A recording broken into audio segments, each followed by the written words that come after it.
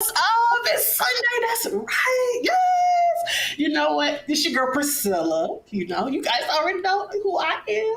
Yes, right. I'm Priscilla Watley, host of the Priscilla Watley Show. And welcome to Sunday night edition. You guys, you know, I'm always on Tuesday, but this is the first time I am on a Sunday. And you know, I'm actually loving it. I need to do more Sunday shows. What you all think? Just let me know. But you know what? Without further ado, we have a legend in the building. I cannot hear stories and just go down memory lane and just catch up with everything he has going on. I'm talking about the one, the only from Club Nouveau. Yes, I said Club Nouveau. I said Club Nouveau. Don't even get me started. I'm talking about the one, the only, Mr. JayKing. Hey, Mr. King, how are you? How you doing, Miss Watley? I'm doing good. Welcome to the show. Welcome to the Priscilla Watley Show. How are you? I'm wonderful. Thank you for having me. Thank you, thank you, thank you. I know it was crazy earlier, but see, that's the one thing I can say about live. Anything and everything goes. And now I ain't gonna lie, I know I told you I'm here in Atlanta and actually it's raining. So you see some lights flickering, just know it's the rain. It's raining crazy down here right now. And I was coming in from the rain, so it's raining. So my lights flickering, we know it's because of the rain. So I did pay my bill, so I'm letting Okay. you know. Well, I thought And maybe you was gonna do some. Thought you were doing some Wizard of Oz stuff over there, being from yeah, Kansas and all. I always get that every time I tell people I'm from Kansas. They say Dorothy. I'm like, oh boy, like we know for other stuff like the Chiefs, you know, the Royals, but the Chiefs right now. So, do you watch football? Of course, I'm a Raiders for life Oh, since Raiders. 19 since 1968. Oh, okay. So, what do you think? You think this year could be their year, or could it be back to my Chiefs? You know, Well, it you was know our year. what? I gotta. No, Patrick Mahomes is a tough guy. The ever since the Raiders were cheated by the NFL when they beat the Patriots in New England. And the tuck rule. That's how the tuck rule came about when Tom Brady fumbled the ball and the Raiders won that game and they took the game from them. The Raiders have been on the bad side of the NFL because Al Davis beat the NFL in court twice. Mm. And anything they can do to hold down that franchise, they do. And then Mark Davis just hasn't been a good owner, in my opinion. So, Mm. but I'm Raiders for life, win, lose, or draw. That's what I'm talking about. I love it when like the Chiefs play the Raiders and stuff. We go there and they come to Kansas City. I know it's just It's gonna my be face. on. We're gonna have a It's gonna battle. be because well, it's time for preseason. I just saw the schedule preseason get ready to start. So when the preseason over, regular season. So I'm gonna be sitting there watching Raiders. Now I know somebody. I'm gonna be like, Mr. King, what you watching? I'm gonna be like, you watching? Because we're gonna win. I don't know which game. I don't know if we come to you all first. You guys come to us. But just know, hey, I'm putting in resistance. It's gonna be Chiefs this year. It's gonna be our year again. Well, I just Again. want Come you on. to know that when you guys come to Las Vegas, I'm gonna fly into Las Vegas to watch us put this foot right where it's supposed to be. Oh, okay, bet. That's what I'm talking about. I love it. I love it. I love it. You know, I was talking to one of my friends the other day. I'm not gonna give her age, but she was like, I'll tell her who I was interviewing. She said, "Girl, don't get me started on Club Nouveau." She said, "I remember when that came to Kansas City at Kemper Arena." I'm like, "Girl, not Kemper Arena." I was like, Yeah, "Oh my we god." did. Because I was like, I love it when I have certain artists that come to my show and people can give a story. Like, I remember when they came to Kansas City, I'm like, wow, that is crazy. 1987. It was 1987. Wow. That's the year I was born. That was my year. Yeah. I'm an 87 baby. That's the year. But That's the year we went. That's the year we came to Kemper Arena. We had a great tour that year. Great tour. Uh, and Kansas City was, the Midwest really loved us. And Mhm, and so we're a West Coast group from mhm, California, but our records did not break in California. Our records broke in the South and the Midwest. mm, Those were the markets that accepted us and that really gave us uh, the real strength to grow across the rest of the country. And then the East Coast came. The Carolinas have always been good to us. Atlanta has always been good to us, but the Midwest and the Southern states are really the ones that showed us a lot of love. That's what's up. Do you ever just look back now and just really do you just sit back at home and just sometimes you go deep in and just have a thought like, man, God has really blessed me with the career that God has given you. Do you ever just take a step back and say thank you? It's funny that you asked that because I was on the phone with a friend of mine who I've known since I was 16, and I'm 62. So we've known each other for 46 years. And I was just telling him, we were talking about some of our friends that have passed on. And I was like, wow, man, God was good to me. To be able to do something you love, that you grow up thinking about watching, I'm a fan of Marvin Gaye, Earth, Wind and Fire, and Confunction. I used to wait for Michael Cooper to come outside so I could wave at him because he lived in Vallejo. And then to be contemporaries to Michael Cooper and have produced his first solo album, to have managed Larry Dunn from Earth, Wind and Fire, or managed Cameo with Larry Blackman or Karen White. Those were all, just highlights in my career. So yeah, I think about it often. The world don't, the world is moving really fast. So much so that we don't recognize how fast life really is. Like I have more years behind me than I do in front of me. Mm. And even though I still feel like a young man, I still feel young and vibrant. I know that Father Time is never defeated. So that's just the way that Tootsie roll. And so you have to really enjoy this ride. You got to be thankful for the space that God give you to breathe and to explore the life ride. And I really am thankful that I've had a chance to really explore it in ways that I enjoy my life and the things that I do for a living. Oh, that's what's up. It's funny you named all those people because what you didn't know, before I did Priscilla Watley show, I had a first show and it was called Old School Tuesday Turn Up. I did 50 episodes. Just last month, I ended it after doing 50 episodes. And I had people like Confunction was on air, Mike Felton Pilots from Confunction. We had Michael Cooper that day, I but know Felton. he said, what now? I know Felton. Felton and Michael were my two.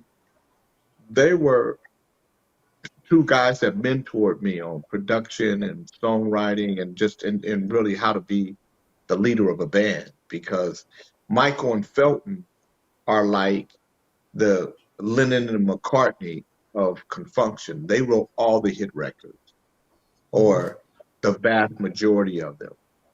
And so just watching them, their work ethic, their commitment to the process, so I learned a lot from both of those young men. And they're friends of So, mine to this day, like they're brothers. Yeah. yes, that's what's. Yeah, I had a chance to interview. Yeah, Felton. Michael's here for we did this. We used to do sound check on Sundays and do the show on Tuesdays. Till I took all that away. But Felton came in. He did his interview. And then I had Larry Dotson, of course, from the Barcades on Old School Tuesday Turn Up. I had my girl Karen White. She was 2021. I had her on January. And that's crazy. And then I had Howard Hewitt. He was the first guy that did the show. First, I had all the females. I had Sherelle. I had started actually Old School Tuesday Turn Up started with Evelyn Champagne King. She was the very season 1, episode 1.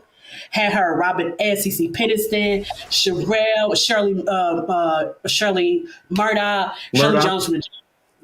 You said what now? No, yeah, I said Murdoch. I was helping you. Yeah. Shirley Murdoch, Shirley Jones from the Jones Girls. Oh man, I had so many. Showbrock, the legendary Kango Kid, right before he passed. I was his last sit down interview. Had him, Bo Legaloo from Full Force, Stephen Russell Harts from Troop, Glenn Jones, Damon Hall from God. That's why I said 50 episodes. And then we had ended it. We actually had Tommy Jenkins from Cameo came. I interviewed as well, and the legendary Marshall Thompson from the Shawlights, Gerald Austin. And it's funny that I say them because actually this weekend, yesterday, there was a '70s concert at the and was it Stockbridge Amphitheater. It said the Bloodstones, the Spinners, Shawlights. They had everybody was. I was at work, of course, so I missed it. But they're all were here yesterday. But just knowing to have you and all the everybody else, your mentors, people that you know, and just to have you all here and allow me to interview you, I mean, to me, that's a blessing. Well, that's why I sometimes, like you said, I do step back and say, wow, God really does bless me with these artists because I care about the people I bring on. So I just thank you for being here and giving me your time, and I appreciate you and everything. And yeah, so before this show was Old School Tuesday Turn Up, and I wrapped it up last month, and I started with this second show, the Pricilla Watley Show. So there you Okay. go. Well, thank you for having me. You Pleasure to no be here. problem, no problem.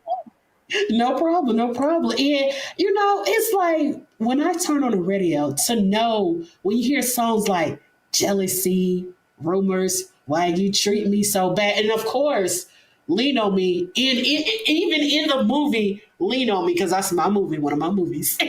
But how for you is the thrill to know all those songs are really a part of music history now? It's interesting that you asked the question because I never think about it from that standpoint. And I think when you're making music, you don't think about music thinking I'm making musical history. You think about Mhm. music trying to see, am I right? Am I telling the story the best way I can tell it? Am I, am I producing this record the best way it can be produced? And and is this thing that we're creating, is it correlating with, or is it is it connecting with the art with the audience that we wanted to? So listening to them now, you're thankful because to have records that continue to generate or songs that continue to generate income is a wonderful thing. Just to have one or two songs to do it is wonderful, but to have uh, a number of songs doing that, you're thankful and you appreciate the process and you understand what songwriting really is. Sometimes songs are just for the time period they were written. So if you're lucky enough, then you'll get songs that live beyond the era they were created in. And that's what's happened for us. Mm, that's beautiful. I love the way you said that because it's like I said, you could if you just turn on when you turn on the radio and you hear those songs and some those songs they take you back into a moment and it is and then you see for me I find myself singing along to them and I'm like why you treat me so bad and you really get caught up in the song is do you just really just think about you still remember the day you was in the studio and recorded all those hit songs.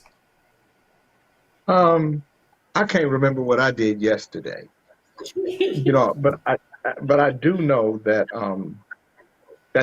there was a time, and I learned a valuable lesson in Mhm. that time period. When you're writing, you have to get everything out of you. You can't just assume that you'll be able to come back and write that way, or for me, at least. So if you listen to the Club Nouveau albums, they all are different. They all sound different because I was in a Mhm. different space. As I got older, I started recording more than just what I recorded on the album. What you heard on that first Club Nouveau album were the only songs I recorded for that album. What you heard on the second Club Nouveau album were the only songs I recorded for that album. Listen to the message. What you heard on Under a Nouveau Groove were the only songs I recorded. It wasn't until later on that I said I have to record many songs to get to the few. And so now I just record a lot. So I have a lot of different tracks and stuff. And so I really learned the process of, you know, as a songwriter, as a producer, as an artist, because I didn't come from a band that played in clubs and struggled. I was a guy who wrote songs, who uh, put a record out that sold 3.5 million copies independently. And I had to chase that record, and I had to create the band or the group from that, and so I didn't have the same struggle that a lot of musicians have in building their careers. So, you're going to pay the price one way or the other. I didn't pay the price in the beginning. I paid the price in the middle. And that's the difficult part, because then you have to get used to the fact that everything you write ain't going to be a hit. And Yeah. music iterates every 2 or 3 years, meaning the sound of music changes every 2 or 3 years. And Mm-hmm. if you're trying to stay in your original sound, but music is changing, you don't have the luxury of doing that, especially when we came out, because technology was changing everything, with drum machines and samplers coming out of a music business that was really about live instrumentation to production being done with sequencers and computers. And then hip hop was right on the heels of that. And Mm-hmm. where hip hop and radio didn't connect with each other in the beginning because of Houdini, hip hop and radio started to be hand in hand, because Houdini, when you listen to hip hop, you Mm-hmm. know, uh, they weren't singing and making hooks on records until Houdini did "Friends, how many of us have them? Friends, before we go any further, let's be friends." And the first platinum album is Houdini. The first time, I believe, radio started looking at hip hop from a standpoint of treating them like R&B records was Houdini. And Mm-hmm. so you got a whole nother genre in rap music starting to come into the game, and R&B is now battling with hip hop for radio play. So you had a lot of dynamics, and trying to be creative. It was just a great time, but it was an interesting time as well for technology and music. And it's funny that you say R and B, and actually, I mean, this has I myself would like to know. Okay, I see what's happening. Hip hop has taken over. Let's be honest. Let's be true. But Mhm. in your opinion, do you feel like where can R and B music go as far as right now? Well, I think R&B music is going a lot of different places. You know, it's. I think there's so much great music out there. So whether it's Yeva, Snow Allegra, Lucky Day, Giveon, Cleo Soul, um, uh, uh, uh, um, Bane, there's a lot of great music. It's just, like you said, hip hop has taken over and radio has changed so much. And I'm not one of those people that say music has gotten worse, because it hasn't. Music has gotten better because so many people can do it. Now it's up to you to be the discoverer of new music. And that's what I love about music today. Anderson .Paak is my favorite artist. I Oh, so for me, I'm not one of those guys. And then there's a lot of independent artists that I love. There's a guy out of Sacramento named Lucky Witherspoon. I love everything he does. You got Joe Levy out of Sacramento, does great music, and Sean Rayford does great music. And then you have Kevin Nash, who's on the radio at KJLH, got some great music. There's just so much music out here. So for me, my show, I do a radio show every Tuesday, Wednesday, and Thursday at 97.5 FM KDEE in Sacramento. And my show is about introducing new music. Jada Raquel out of Maryland. You got Gerald Richardson out of Memphis. I mean, there's some great, great music out here that people, there's always new music to discover. So I think where R&B is going is where R&B is right now. That there's just a lot of great music out here and a lot of competition, a lot of different ways to hear it. And artists don't have to sell a million downloads or a million units in order to make it in the music business. If you are inventive and creative and you can get 1,000 people to to contribute to your art to the tune of $100 a year, then you generate about $100,000 a year. And if you can grow that by anywhere from 10 to 20% every year thereafter, by the time you get to year 3 or 4, you're making in excess of 300 to a $500,000 a year, 300,000 to a $500,000 a year, and you can carve out a wonderful life and a wonderful fan base. I definitely love how now, since you said music, all the new people. There's one guy, I think his name is London. He sounds like they say the next Marvin Gaye. I think that he's the guy that sounds like October Marvin Gaye. October October London, London. yes, yeah. So if you So people listen like to he. if you listen to early October London, Mhm, you won't hear Marvin in his original stuff. mhm, But they purposely went after Marvin, and he has the right timbre and tone in his voice for it. And I love him. I did a kid named Art Madison back in 1992 that sounded a lot like Marvin. I did an album called Into the AM, and mhm. he and I would love to take some of the songs I did for him and give those songs to this boy, October London, because I think they would do great with him. But yeah, so Marvin Gaye is one of those iconic voices that we all chase. When you hear El DeBarge, you hear Marvin. When you hear Howard Hewitt, you hear Marvin. When you hear Chico DeBarge, you hear Marvin. Uh, and a lot of stuff that I do, Marv Marvin. There's a guy named John Benton out of Texas that should have had out of Houston. They were doing him in 1988. He was going to be the next Marvin.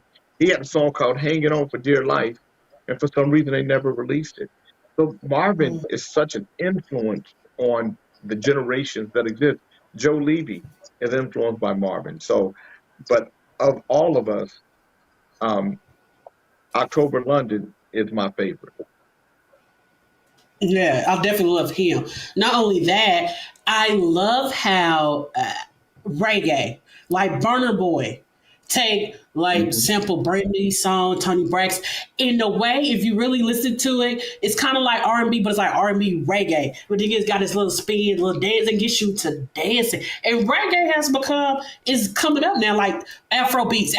Like it's Afro beats. I mean, it is so many artists all over. I'm like, man, and it's like I love it because that's music. And you don't have to worry about being in one genre. You now, and I noticed I loved. I think it maybe the BT Awards. I think they did a section. They did like a category for Afrobeat artists. And I kind of love that. And that's what one thing about music. It's like a variety of genres you could just listen to. But Afrobeats, I honestly can honestly say, is like taken over like by the minute, especially Burna Boy. I love me some Burna Boy.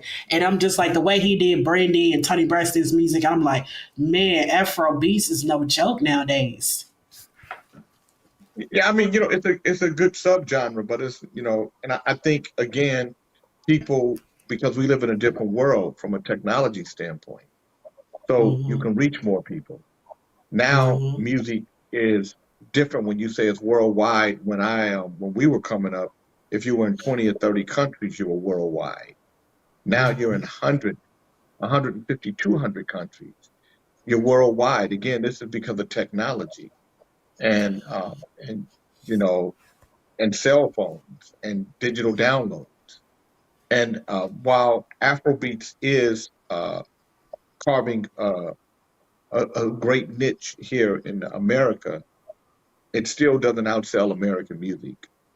Nobody's going to touch Beyonce or Taylor Swift or um, Anderson .Paak and Bruno Mars. These guys are going to outsell everybody in this market. And but and Burner Boy, just like the girl Tyler, what's her name? Tyler, Tyler Water. Tila. I was like, I love that song. I Yeah, love that. yeah. So she's South African. To have a gold Hmm. album in South Africa, you have to sell 25,000 units because there's Wow. only 40 million people in South Africa. Um, so she's huge on the world market, which could never happen before. And so she's got a hit record. But this market, the United States, is a big market to penetrate, and having one record don't mean nothing. We're the finickiest of all listeners. We'll love you one day and throw you away the next day. It's in other countries that once they love you, in other cultures, like for Club Nouveau, our number one audience is Hispanic, Mexican in particular. That's number one for us. And then number two is probably Asian, Filipino, and then Black folk. As far as our audience queue, people that listen to, support, and buy our music. Wow. That's crazy. You wouldn't. It is. It is like wow. You wouldn't even like. I didn't know that. That's crazy. Because it's just you all's music, the beat, the sound, and what you were singing about, and with the story that you were telling in the song, and it's like then compared to what would you think of what would you say is missing in today's music? What would you say? Nothing. I don't think anything is missing. I think it's just that music has so many choices now, where major labels control the output of music or who could be seen as a serious artist. The industry controlled it. Today, you control it. The public Yeah. control it. Today, the artists control it. Technology has opened up the floodgates to where anybody can be in the music business. Uh, you know, um, a grandfather could be in the music business and can't nobody stop him. He can make a song like "Hell to the no, no, no." That song could have never made it in the music business that we grew up in because the music business, or the major labels would have, they would have said, no, he's too old. He doesn't fit into a category that goes through our system. But "Hell to the Yeah. No" became a huge record, you Hmm. know, out of the South.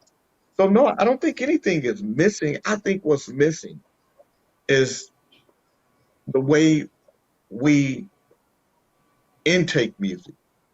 Um, Us being open enough to put the responsibility on we as the listener, as the buying public, how we consume and how we go out and discover the new music that's out there, as opposed to complaining about what they're giving to us.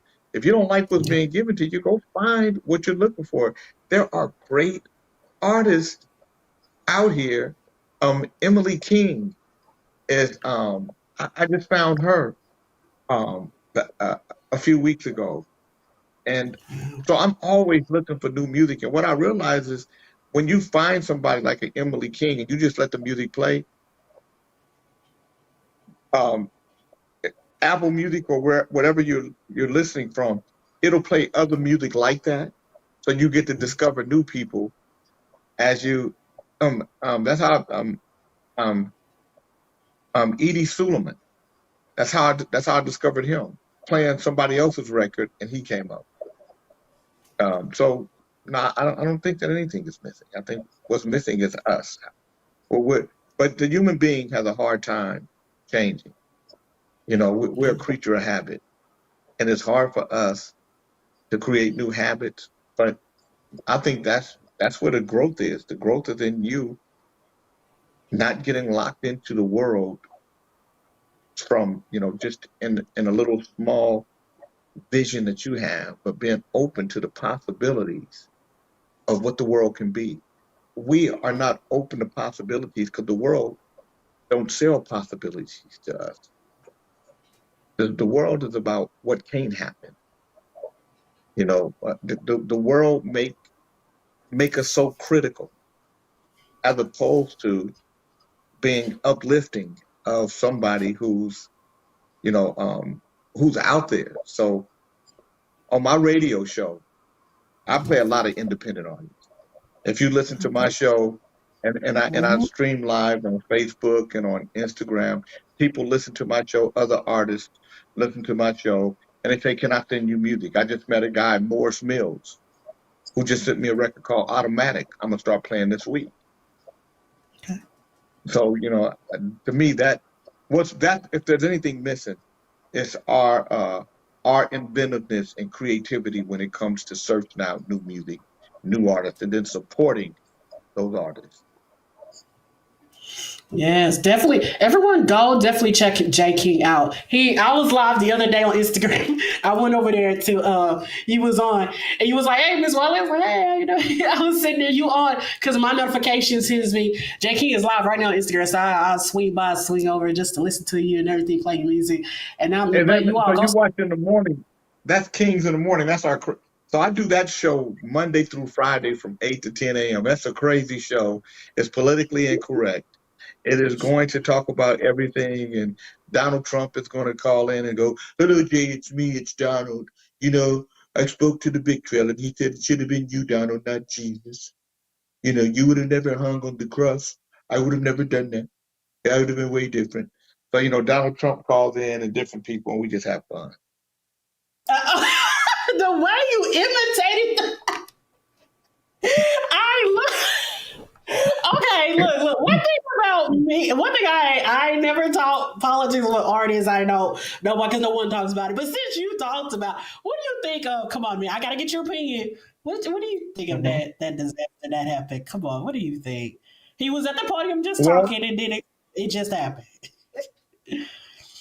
what do I think about Donald Trump No, or no, well, when he allegedly got hit in the ear, no, no, allegedly. That's I think I, I think he got shot at. Um, I don't think it was a setup. I don't think you set that kind of thing up, especially in the climate today, because it's too much information out here. People will unravel it too quickly. But it shows you just how far backwards we're going as a society. That somebody you don't like, you'd rather kill them than to just not vote for them. Or and Donald Trump lies because our country lies. We live in a country that's lied about the treatment of people of color, African Americans in particular. When you have a government that has lied about its criminality towards Black folk, um, why would we be surprised that presidential candidates will lie? And in 1917, on the floor of Congress, Congressman said the greatest threat to America is a Negro soldier coming back from World War I, believing he has the same inherent rights as a white man. This is white man country. We have to keep our foot on the neck of the Negro, or he'll ask for better housing and better pay. So, and that's just the beginning of it.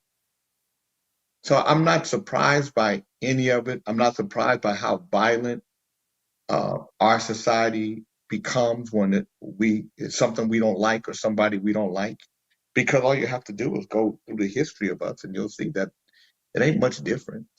In 1920, Black folks started from 1906 to 1920. We couldn't vote. When we were able to vote again, they instituted a poll tax, and when we paid the poll tax, they killed us for voting because they said we shouldn't be able to vote. So this is a government. This is the government allowed these things to happen, protected these crimes, promoted the crimes, and participated in the crimes. So I'm never surprised. how speaking of voting, November 2024. How important was this election be? Every election is important because a lot of people died for you to vote. A lot of people put their lives on the line for you to vote. A lot of sacrifice was made for you to vote. So you participate in the process because you live in the land. And so you have to, even when the um, the candidates aren't up to par. And in this case, the candidates aren't up to par, whether it's Joe Biden, Kamala Harris, uh, Donald Trump, or anybody who's been in the process for any length of time. They've done a disservice to the country and to the citizens of this land. We don't get a chance to pick the best of who we are, and because the process don't allow it. However, when you look at Donald Trump, I'd vote for a Booker before I voted for Donald Trump because of the danger he brings to the republic. Anybody who will dismantle the republic, and I'm not saying that the Republic of America is a wonderful republic, but I don't want to trade in this republic for an unknown entity from someone who I know has been systemically racist, bigoted, prejudiced, and biased against people of color, Black folk in particular, whether it was living in one of his properties or participating in his game show where a Black person could never be the head of a corporation because he don't believe in that. So, but you still have to vote in the process. I'm not a big Kamala Harris fan. I know who she is. I know what she's done. However, I'll have to vote for her before I voted for Donald Trump. But I am doing a fundraiser for Dr. Cornel West at my house. So September 21st. So I participate in the whole process of it. That's what's up. Everyone, I have a platform. Mr. JayKing have a platform. Go vote. Go vote. This year Yeah. is just go out. Just go vote. I'm already a registered voter. The minute I moved here to Atlanta, I became a registered voter. I have the right to vote. So I'm gonna go vote in November. You all should go vote. Just go vote. So earlier, Mr. Key, you talked about being a producer. What's the key ingredient being a good producer? Like, how is the magic? How do you create the magic of being a good producer? And if I knew that, I'd be in the Smithsonian.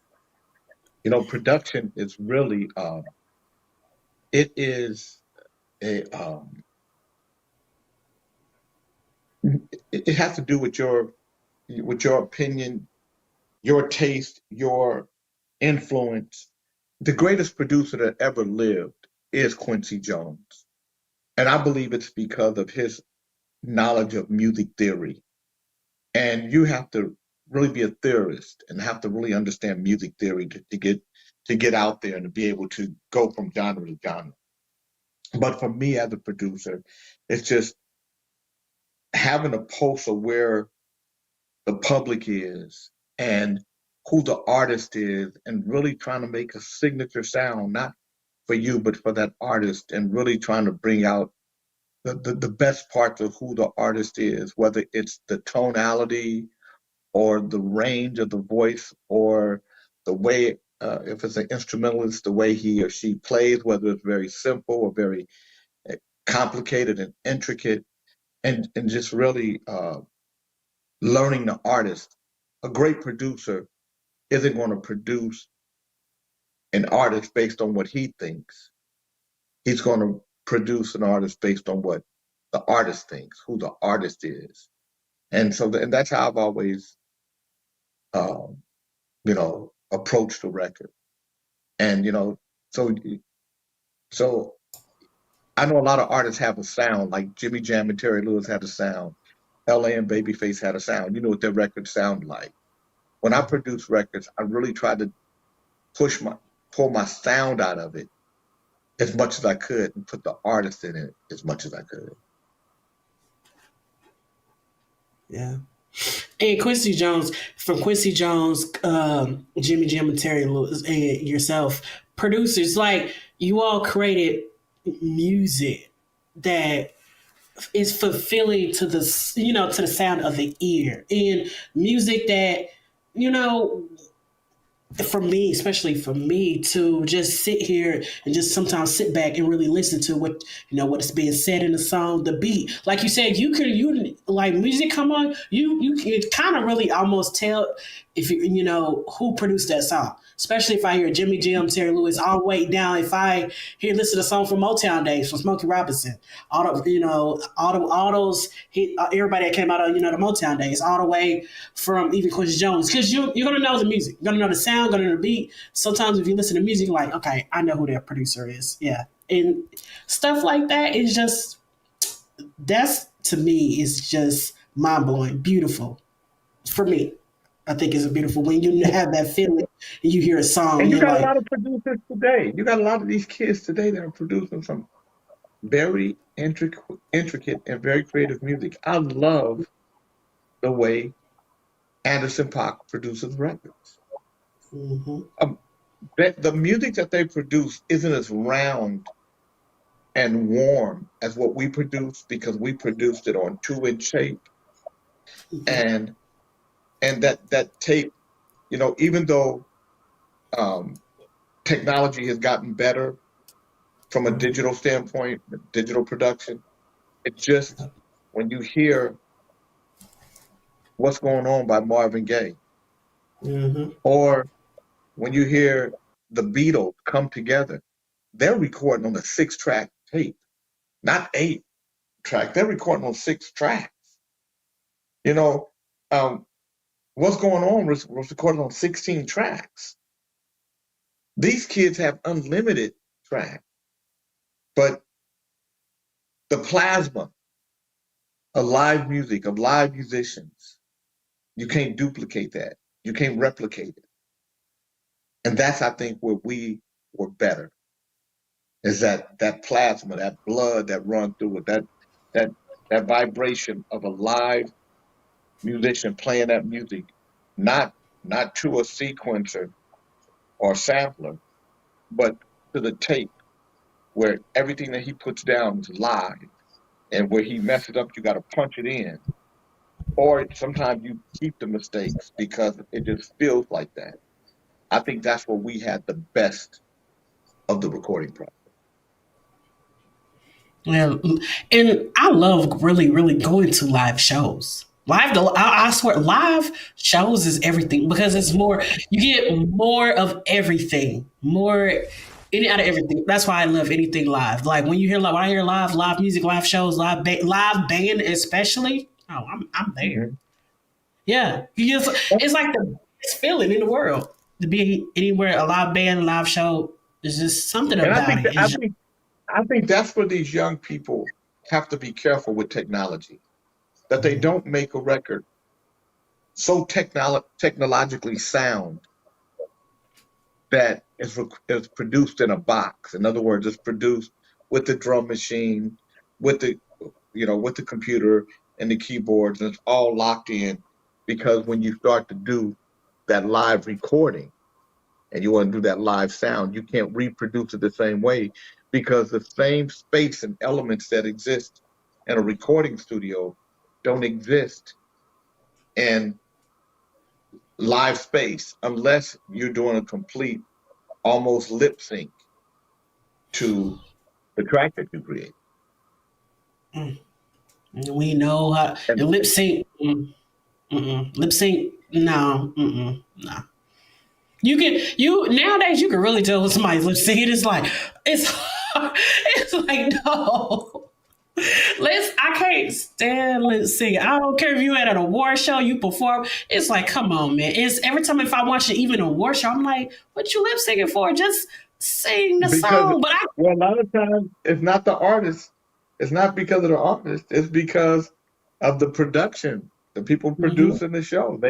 It's Mhm. easier, it's cost effective, and the elements are easier to control and manipulate versus a live band getting the right mix, making sure that everything is dialed in. So I get why they do that in an award show because the sound quality, what they're putting out over the TV, is going to be important to how many people view it. Yeah. No, I get it. And it was funny. There was a video just shown, your video "Lean on Me," and I was saying earlier that, of course, your song "Lean on Me" was in the movie "Lean on Me," and with that, in the career you had in the industry and everything, if you had someone giving you the opportunity to tell the Club Nouveau the movie, had the opportunity to have a Club Nouveau the movie, what kind of story would you want told?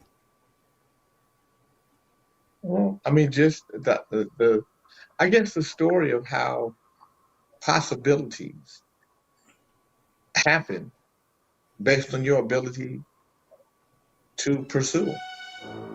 Most people won't pursue the possibilities or the dreams or the ideas or the desires that they have because we don't live in a world that build up those types of thoughts. This is Mhm. a world that beats you down.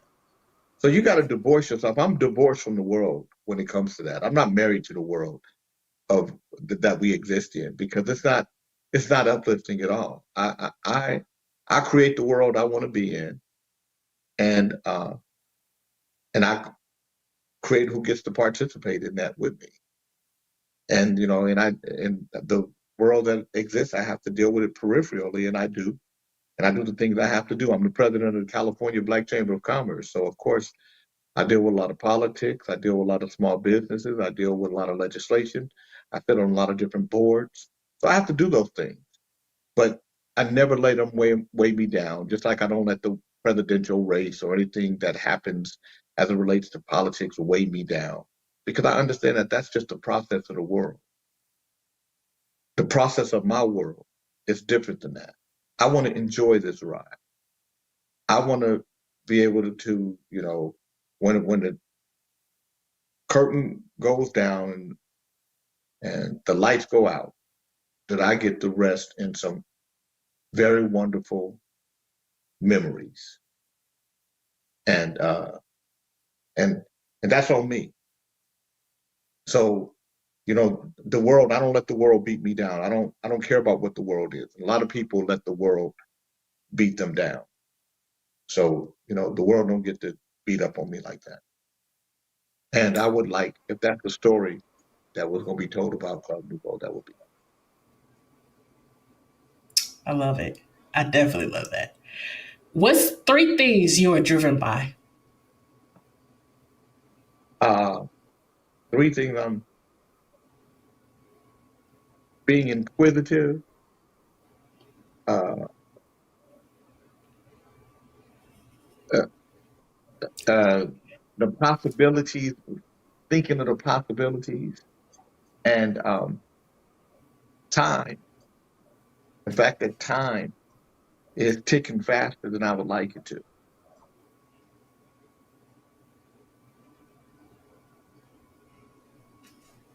Okay. Okay. All right. Now, wait, I gotta ask this question. How would you define the word success? Um, Doing the things you love, you know, as as your life. So for me, success has been the work that I do are the things that I enjoy. I love being the president of the California Black Chamber. I love being on radio. I love writing songs. I love being in Club Nouveau. I love doing management. I love problem solving. Uh, I love to read. The things that I love are the things that I do, and that's success for All right. What does JayKing want his legacy to be? me. I don't think about that. Uh, I look at the world and I laugh because 100 years ago it was 1924, and you can't tell me much about the world 100 years ago. In 1968, a young man by the name of Martin Luther King was uh, was assassinated in this country. He was 39 years old. He was still a young adult, and he gave his whole life for humanity. And we don't talk about him much at all, except for on the day that of his birth, and we have a birthday for him. So I don't know. I guess if I had a legacy, it would be that I know how fleeting the human mind is. So uh, my mom is my guide. So that I just love Helen, and to the day I die. I guess that if I was gonna be my legacy, that I loved Helen to the day I die. That's what's up. Let everyone know where they can find you coming up in upcoming shows. I know that you guys are getting ready to come here to Atlanta. Yes, we'll be in Atlanta at the City Winery August 5th. It's our first City Winery date. This will be the first City Winery we play. We want to play all of the City Wineries, and Yes. but a lot of it has to do with um, how you guys come out. It's a Monday night. So it's not like a desired night, but it's a Monday. But we have to sell that place out on a Monday for us to get a Saturday or a Friday, or a more desired date. So we hope people come out and see us. Uh, and I guess you can go to City Winery Atlanta.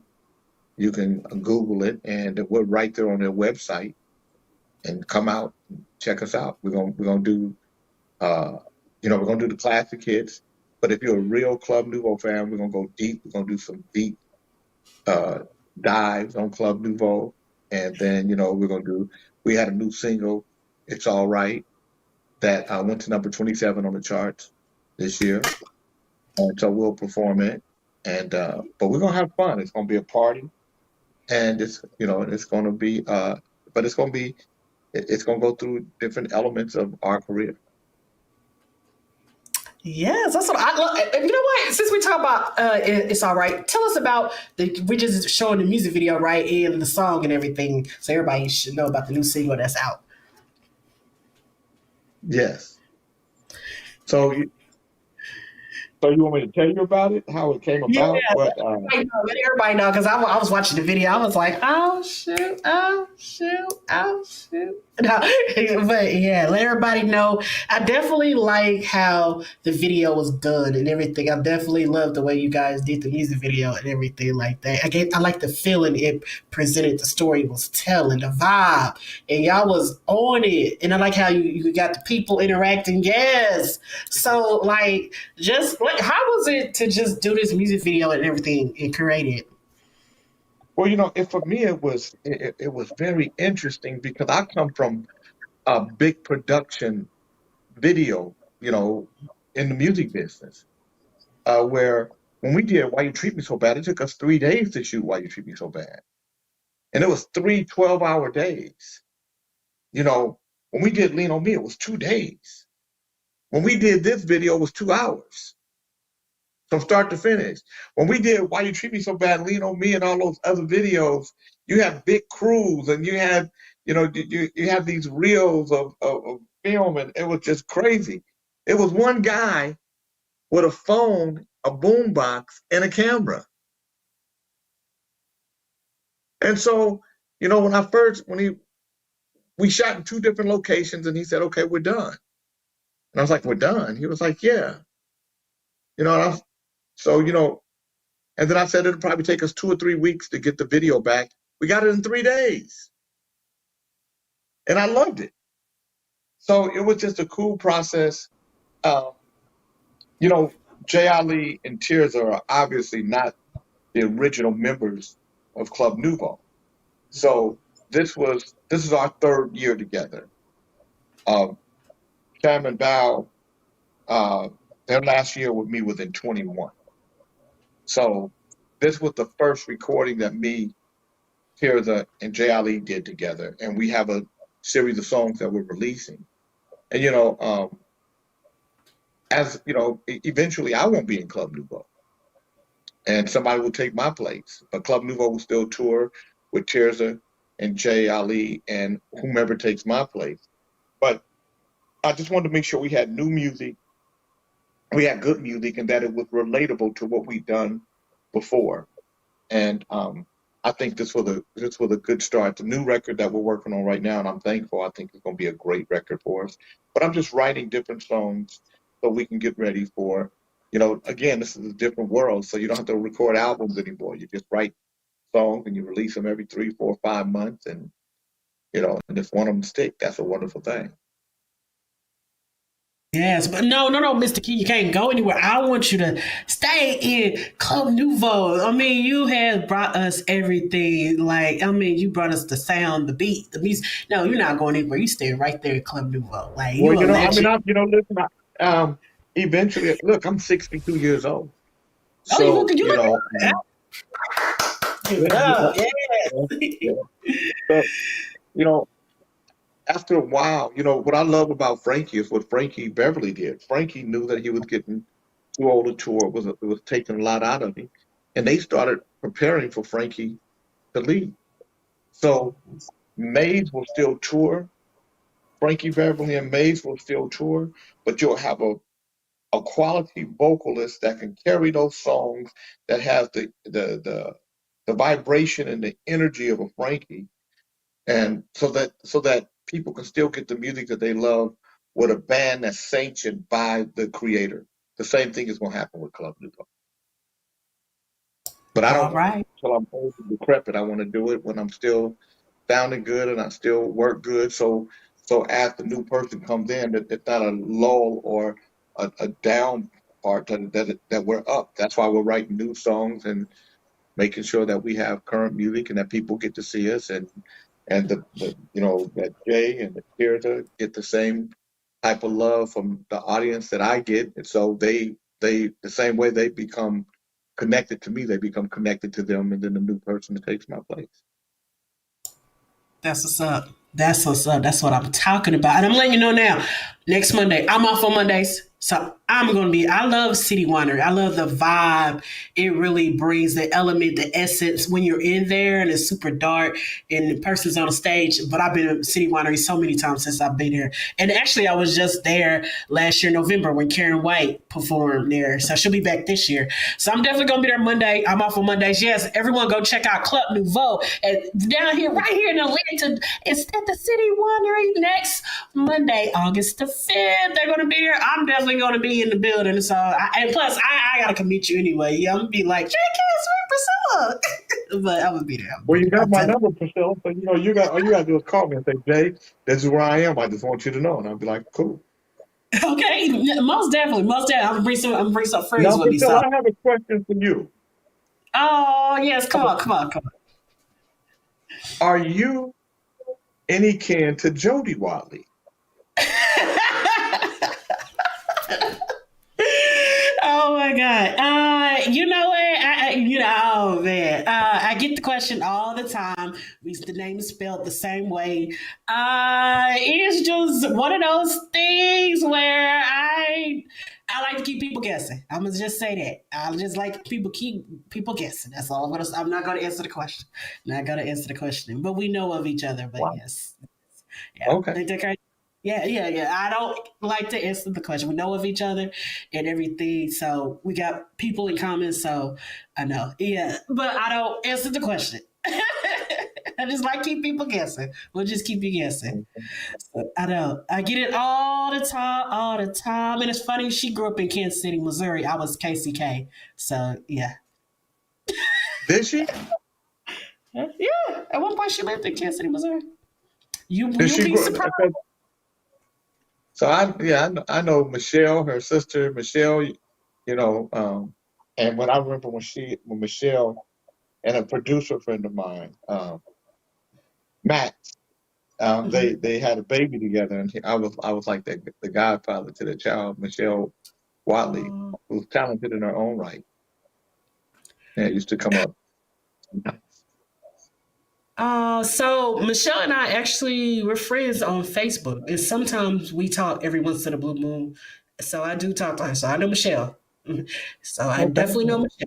Yeah, I know that's crazy. Yeah, that's crazy. It's a lot of people actually in Kansas who Instagram me.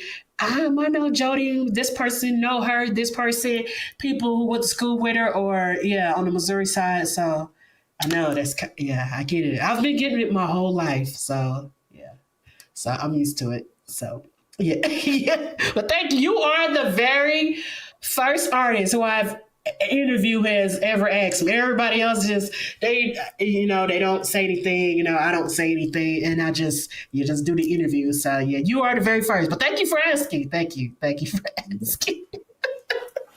Thank you for avoiding. Thank you. Thank you. I like the way you avoided. No. We have people comment and everything. Like actually, it was funny because her publicist had my very first episode one I just did of this show. Her publicist reached out to me. I had interviewed one of her clients. So yeah, so I know her publicist. So there you go. Have you interviewed her yet? No, I'm sorry, I have not at all. No, everybody around her, but no, not her, not at all. But we know of each other, so yeah, yeah. So look, before we go, I like to play this game. It's like you ever watch Steve Harvey? Few. I just asked 10 quick questions, fun questions. Okay. And I just like to ask the artist just to see like what you like, what you don't like. And Tom Boy's about to have the music going real quick. And before we get up out of it, we're gonna play this quick little game. I call it the Pricilla Watley Philip family show few game question. I just like to do whatever. Just like ask 10 quick questions and you get 60 seconds. And Top Boy, let me know when the music starts so I can sit here and ask Mr. King these questions, and I'm gonna have some little fun with him since we're having way too much fun. So let me know when you start the music, Top Boy.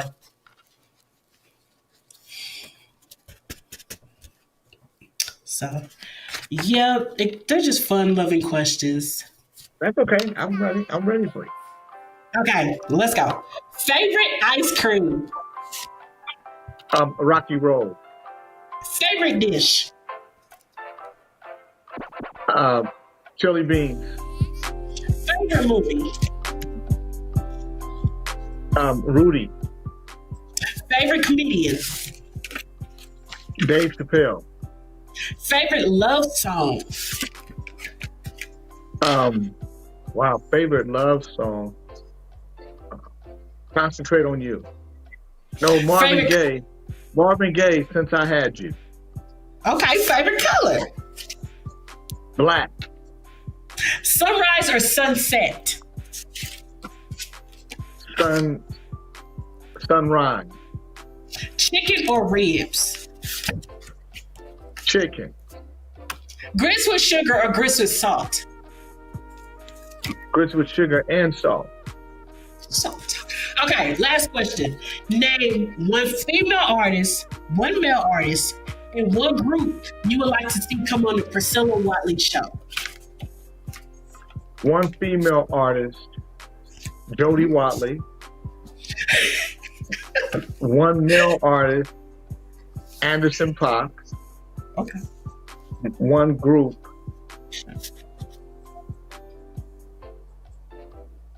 Earth, Wind, and Fire.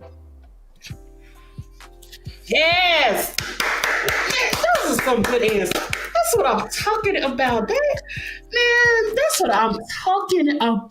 That's what I'm talking about. See, I love those comments. That's what makes it. That's like the fun I like to have, especially with the last question, because I like to get you all's opinion.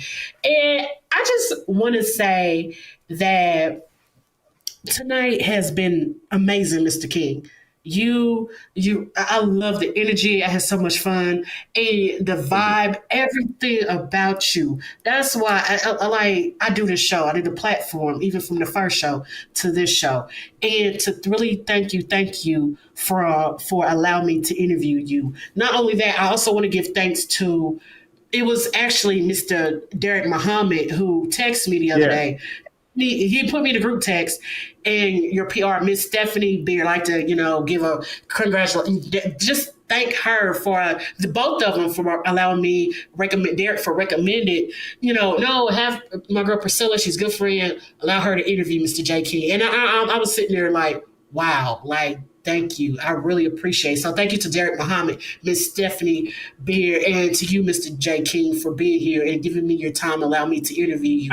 I really do appreciate it. That was like love. Because Derek and I and Karen were family and everything. Karen came to Kansas City and I've been knowing her since 2021. So that's how long I've been knowing her. So family, and now you're family. So you're definitely family with myself and Tall Boy. So I just want to thank you so much, and I can't wait to definitely see you next Monday. Do your thing. Well, I See you can't. all. Well, well, thank you. Thank you for allowing us to use your platform to promote the event, the show, the fit. And thank you, Tall Boy, for working with me because Tall Boy is serious about his look, his background. Tall Boy got a little straightening comb in his back. He act like he cool, but he got a little straightening comb back there. It's been sitting on the eye. He'll straighten something out for you.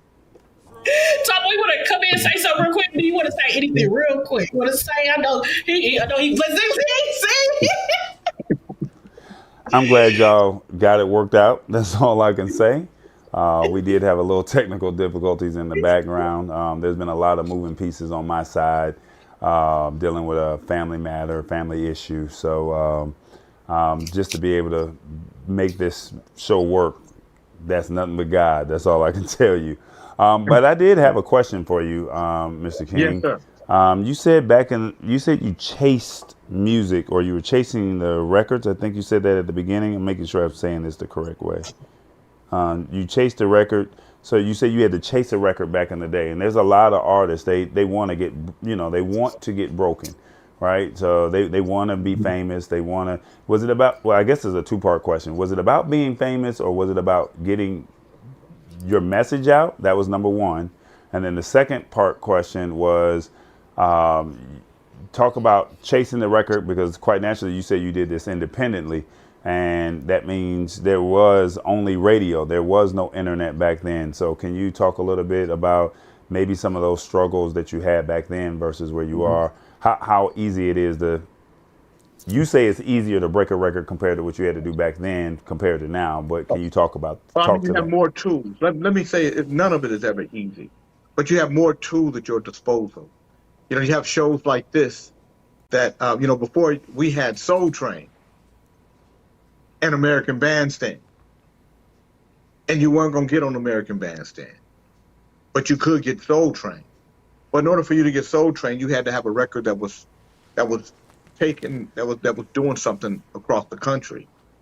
So now you have more tools to create a buzz, and technology has brought us closer. Um, People from all over the world can actually see you, hear you, touch you, feel you. And you had to chase a record at radio. And before you had Clear Channel and iHeart and Cumulus, we had black radio where black people owned those radio stations. And so, you could really start a record like we did Rumors in Shreveport, Louisiana, and Dothan, Alabama, and at an AM station um, in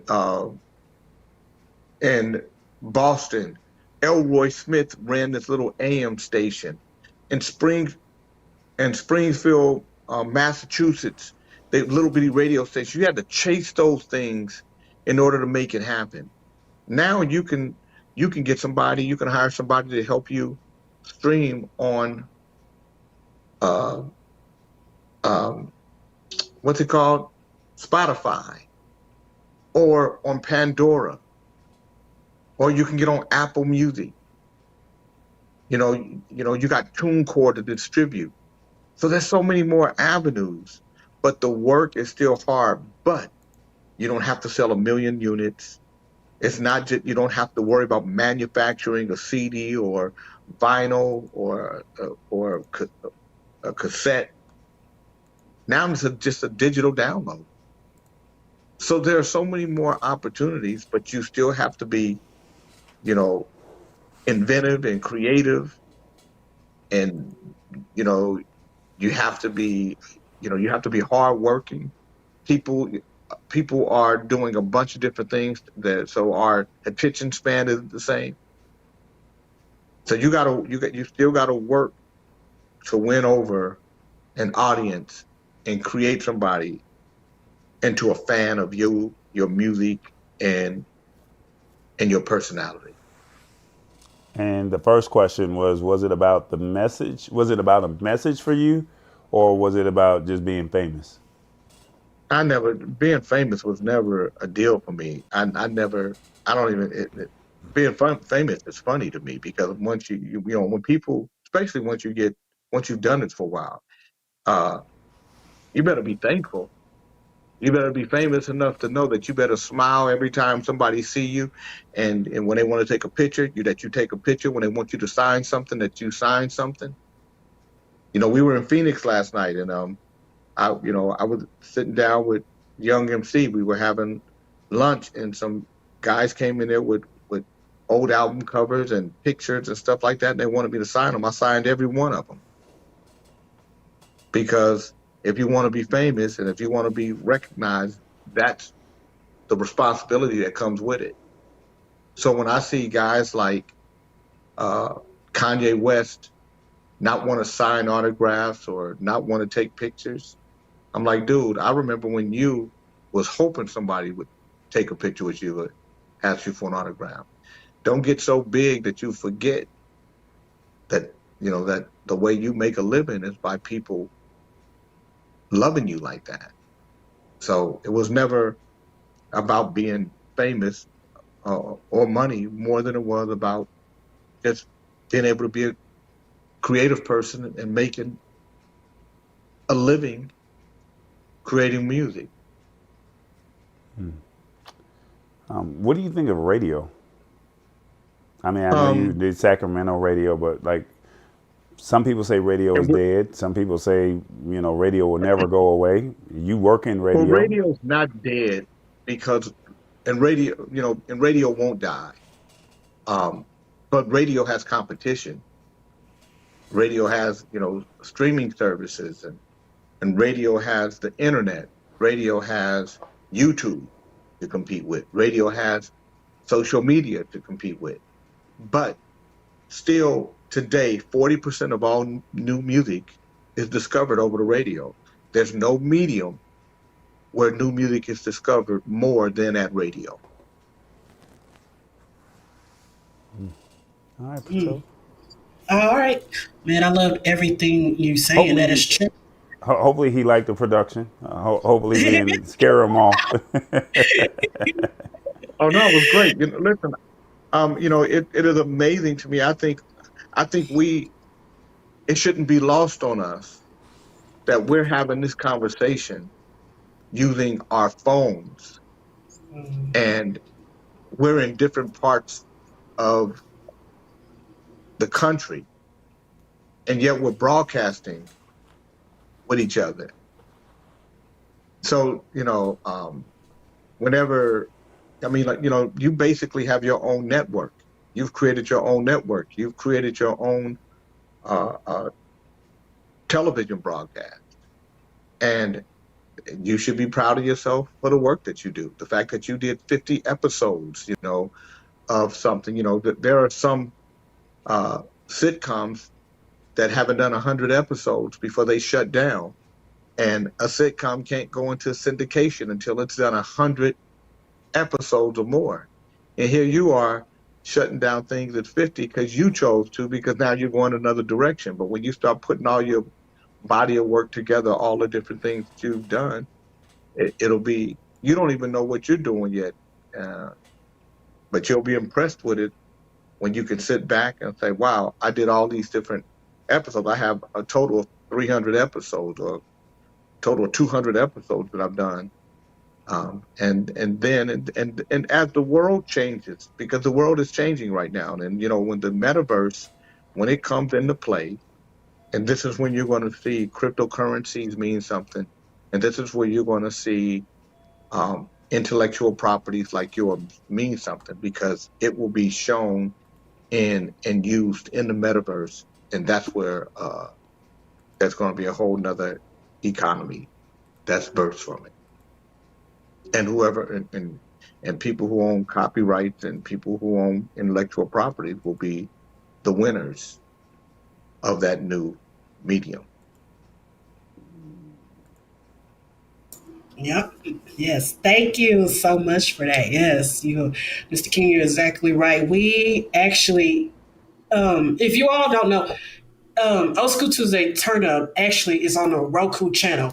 If you go to was it Tallboy TBE Media, go there and you'll see all past interviews of Old School Tuesday Turn Up. It's already on the Roku channel.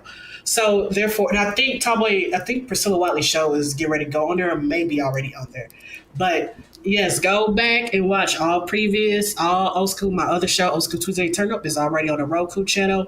And Pricilla Watley show will make its way over to the Roku channel and everything like that. So Roku go and watch. Amazon Fire. So if you have a Fire Stick, or if you have a Roku TV or a Roku stick, Amazon Fire Stick or Amazon TV, TCL TV, whatever. If you got one of those sticks or you got a TCL TV, just go over and just go into search and search TBE Media, and you'll see programming from Pricilla, from Old School Tuesday Turn Up, and we're working on trying to get the new content for the new show over there. So, I mean, the content is there. What he's saying about the metaverse is so true. Pricilla knows that I'm a tech person, so I do this in my sleep, and I've been ahead of the curve.